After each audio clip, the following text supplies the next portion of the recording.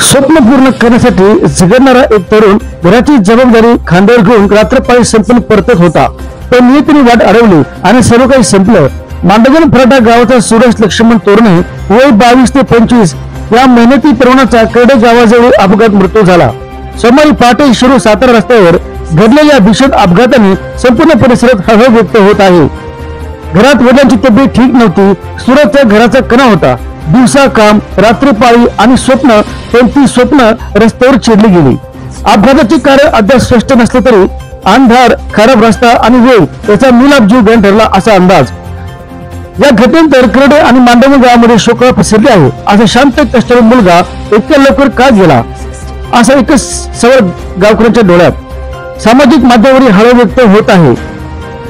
अनेकांनी श्रद्धांजली वाहत प्रशासनाने प्रश्न केला आहे की रात्रपाळी करून परतण्यासाठी रस्ते इतके धोकादायक का झाले? आपल्या तरुणाचं आयुष्य इतकं स्वस्त झालंय का? ग्रामस्थांची मागणी, महामार्ग सुरक्षित करा, अन्यथा असे बळी थांबणार नाहीत. RJ News 27 Marathi.